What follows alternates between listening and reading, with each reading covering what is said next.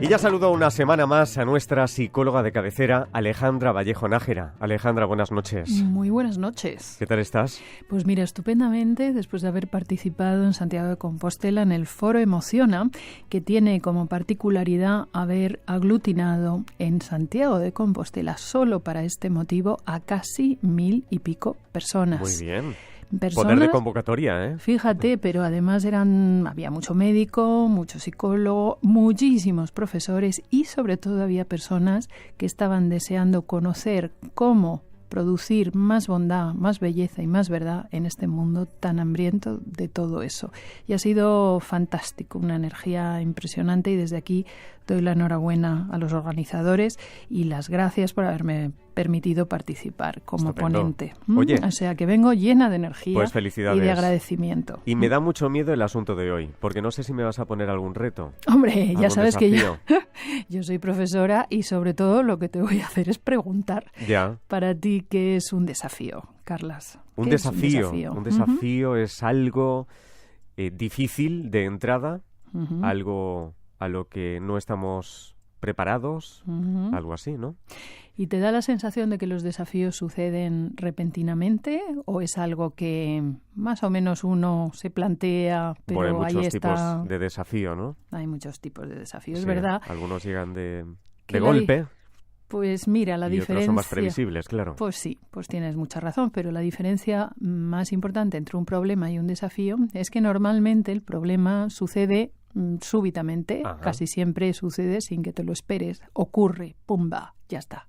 El desafío es algo que tú te planteas y que más o menos lo sostienes ahí, debería. Una prueba interesante a considerar es hacer un listado de aquello que te gusta. Entonces, en la escritura automática, que nos cuesta mucho porque tenemos un hemisferio muy lógico y además se nos ha enseñado en el colegio a ser lógicos y tal. Entonces, la escritura automática es algo que cuesta en principio. Pero bueno, haces una lista de lo que te gusta. Chin, chin, chin, chin, chin. Tú te haces ahí tu lista. Pues me gusta la sonrisa, me gusta que haga sol, me gusta que haga sol sin que haga calor, en fin. Puedes ser muy generoso con todo lo que te gusta. Vale, sí, pasas la página y haces un listado de lo que no te gusta.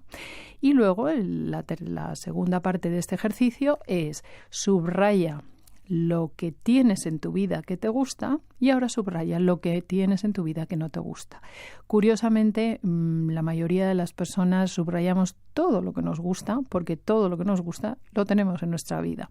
Y sin embargo, lo que nos disgusta, pues o no lo tenemos, y si lo subrayamos es porque lo estamos manteniendo. Ajá. Eso es un desafío. Un desafío es todo aquello que nos obliga de alguna manera o nos invita a salir de nuestra mal llamada zona de confort. ¿Por qué digo que es mal llamada zona de confort? Pero de entrada, un desafío no es un problema. Puede no ser un problema, es un reto. Puede no serlo. Es un reto. Básicamente es un reto, pero es un reto ante el que nos podemos o nos sentimos con las capacidades suficientes para atrevernos, con lo cual deja de ser un desafío porque ya se convierte en un camino que nos va a llevar a una meta que tenemos muy claro cuál es y cómo queremos, cuánto deseamos esa meta.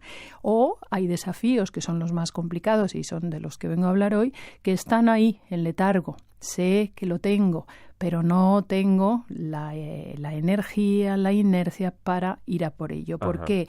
Porque un desafío es todo aquello que me saca de la zona de confort. Mal llamada, digo, porque en situaciones de zona de confort a veces se sufre mucho y a veces se pasa fatal. Por ejemplo, cuando estás manteniendo una relación con alguien que te trata mal o alguien que ya no te gusta o una relación tóxica. Estás en la zona de confort, pero no estás cómodo y no estás bien. Por lo tanto, podríamos definir la zona de confort como aquellas situaciones en las que conozco las reglas.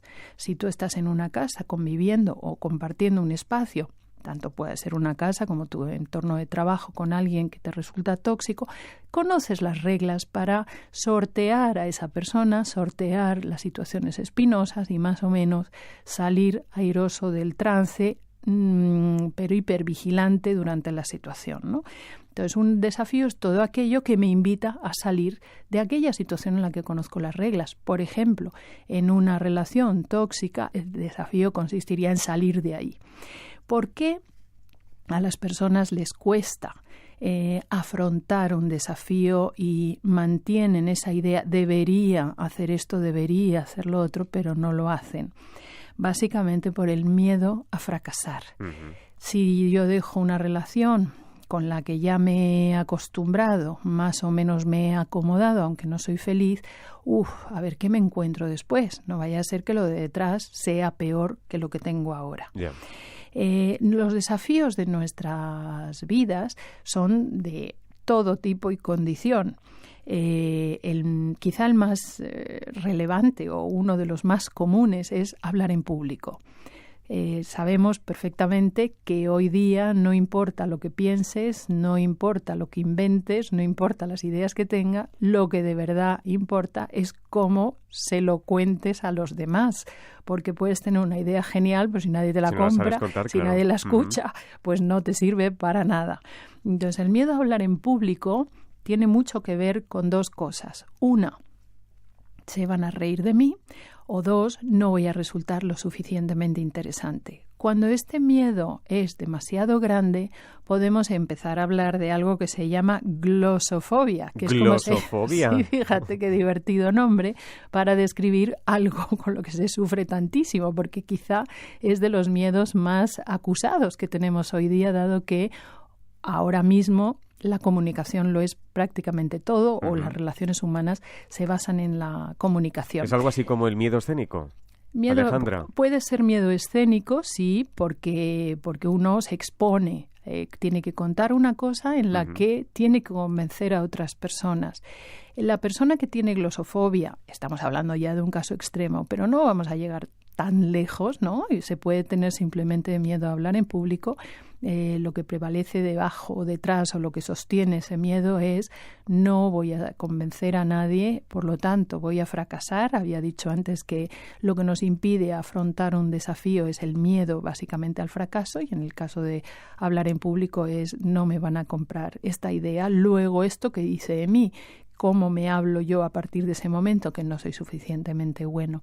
Los seres humanos nacemos muy desvalidos, muy desprotegidos, y necesitamos de la consideración, del afecto y del abrigo de las personas que tenemos a nuestro alrededor. Somos seres muy relacionales, y toda aquella conducta de los demás que me da noticia de que no lo estoy haciendo bien, e inmediatamente sale en cada uno de nosotros la idea de que esto significa que me van a apartar, me voy a sentir apartado. Y este miedo es muy, muy primario, muy, muy poderoso. Antonio Dalmasio, del que yo he aprendido muchísimas cosas y que ya considero un amigo, ha cambiado totalmente nuestra mentalidad al respecto de los seres humanos. Recuerdo que cuando yo estudié la carrera, hace ya bastantes años de esto. No tantos. Sí, bastantes años se decía dos cosas: que todo en la conducta humana es susceptible de cambio, esto por un lado, y hasta cierto punto es verdad, salvo porque la impronta de la carga genética es muy fuerte y esto no cambia. Y mi propuesta casi siempre a todos los que nos están escuchando ahora es conócete y respétate, porque a veces te empeñas en ser diferente de quién eres, y esto, bueno, con inteligencia y con educación y con mucho disimulo vas a poder conseguirlo, pero en el proceso probablemente sufras muchísimo estrés. Claro. Lo que dice Antonio Dalmasio es que antes pensábamos, cuando yo estudié la carrera, insisto, en que somos seres racionales que nos emocionamos. Pues bien, Antonio dice que no, que somos seres emocionales que pensamos. Y esto va a ser básico a la hora de tomar decisiones. Creíamos antes que las decisiones estaban amparadas en una estructura intelectual, lógica. Yo lo estudio, yo lo pienso y gracias a eso lo decido. Y hoy día sabemos que no, que antes van esos caballos salvajes que son las emociones. ¿Cómo me siento en relación a esto?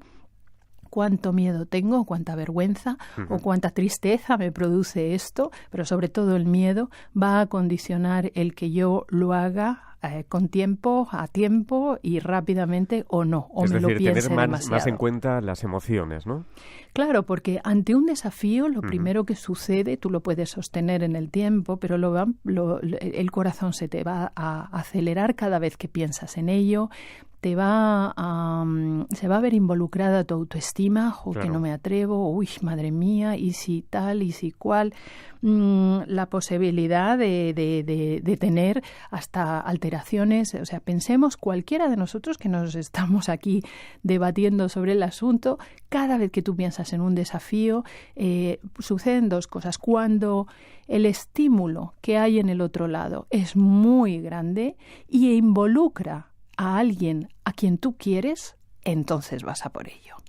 Esto es muy claro, esto es muy, muy claro. Ya no solamente porque te involucre a ti y tu progreso personal, sino porque eso va a afectar a otra persona que a ti te importa.